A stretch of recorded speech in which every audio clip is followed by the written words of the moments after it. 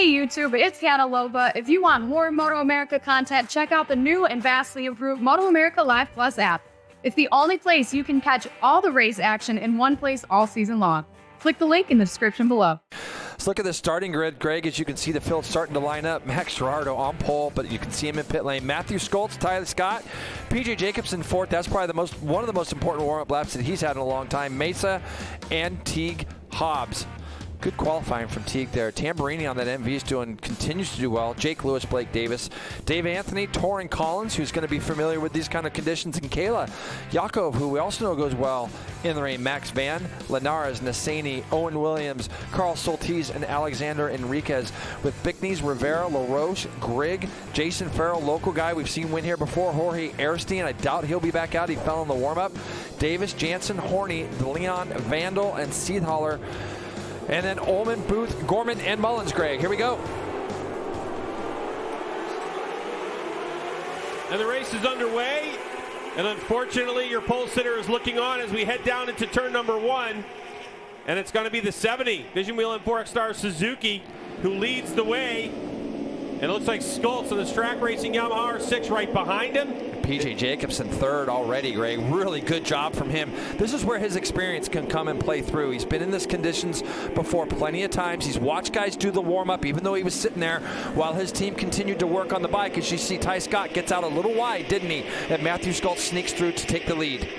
And Ty wasn't really sure on that acceleration, what he could get done. And look at the spray, wow. JP in the background. Yeah, it's sketchy back there. This is where it gets really sketchy, Greg. When you're trying to duck out of that spray and brake hard for turn 5, you want to try to give people some room. And you can see Jake Lewis there. He's going to slide up there into 4th. So I couldn't tell, Greg. I think it's Teague Hobbs there in 5th that he just passed. So a good start from Teague. As you can see, he's in 5th, but it's going to be Skoltz. Then it's going to be Ty Scott, PJ Jacobsen, and PJ's just still filling these conditions out. So he's going to let Skoltz and Ty Scott do a little bit of the work here on this first lap and do his best to get away from everybody else, and then he'll start to make his run forward, as he already has done that. He goes up underneath Ty Scott. He doesn't want to let Matthew Skoltz get too far away. You see Dave Anthony there has moved his way into 5th. It looks like Mesa is also trying to get by Hobbs, but Matthew Skoltz, Greg, is starting to pull away ever so slightly here on this opening lap. So there goes Matthew Skoltz. Of course, Skoltz credited as the only rider in MotoAmerica history to win a superbike race on a stock 1000 bike when it was a mixed class back in the day. He did that in the rain at Barber Motorsports Park years ago, and he is known as a rain racer. Just a talented South African is the number 11 when it comes to these conditions. Of course, PJ Jacobsen on the Rahal Ducati Moto with Expel. Tons of world experience himself and amazing in the rain. All eyes on the 85, though, of Jake Lewis on the Altus Motorsports GSX-R 750, putting himself in a good spot. And who's that coming up on a Kawasaki? Jason Farrell from 23rd. There's Mesa there also, but it's Jason Farrell, who we have seen win here in the wet before. I believe that's him now, up behind Jake Lewis on that Kawasaki. So obviously a guy who's done a million laps around this place and isn't afraid to go to the front in the rain. There's nobody out there that's going to intimidate him, Greg. He knows what he can do in these conditions, and he has found himself on that 861, slotting into 4th place behind Ty Scott as they come down this front straightaway. So Jason Farrell, who won here, Jay, on a dramatically different racetrack. It was the old surface, and there were some really tricky spots on the old surface that took a lot of local knowledge, but apparently with this great new asphalt here at Road America, Jason Farrell is feeling it and wants to try to get another W under his belt here in Supersport as he looks for some room. Is the 861, and he's going to go around Ty Scott. So there goes Farrell into 3rd place. He can literally put his bike anywhere right now. He's got a big slide there, but he's got a lot of confidence, Greg. He's got a lot of grip underneath him. He's being able to. So the thing is, too, if you notice, it doesn't quite have the wheels going down the straights with some of the other bikes, but where he's going to make up his time, so it looks like. That's 23? 23, but it's hard to tell. That's going to be last corner. It's not going to be 23 because 23 obviously in this class is Corey Alexander, who's not. See what happened here.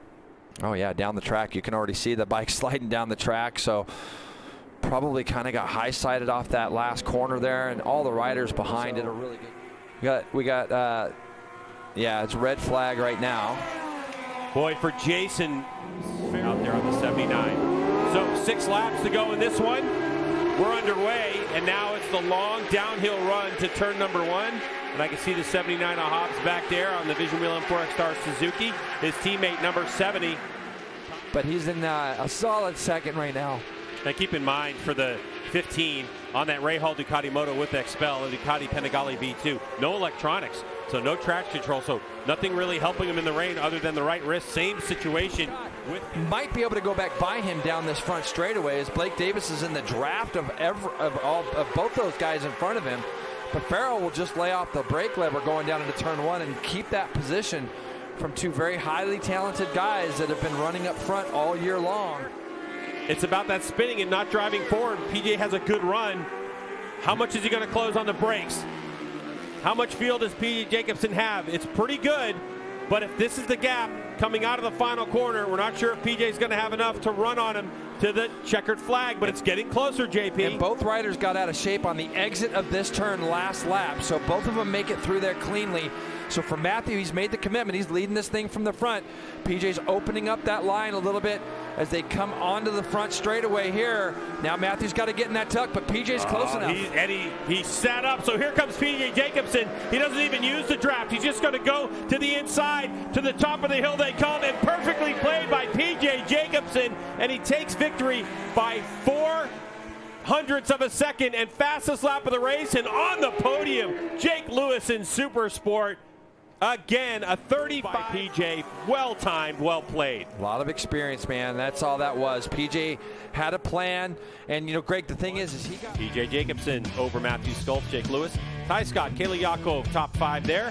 Good run in the rain. Blake Davis, Torrin Collins from Canada. Yeah, really difficult with the rain, and even I stepped out during that race, and it is freezing out there, and it's really difficult in the wet to get heat in the tires. It's even more difficult when it's this cold. Yeah, you see the temperature has dropped down to 62 degrees. We're going to have a Superbike. The Steel Commander Superbike race number 1 will be up right after this. They've got to get their familiarization laps in as well. We'll be right back.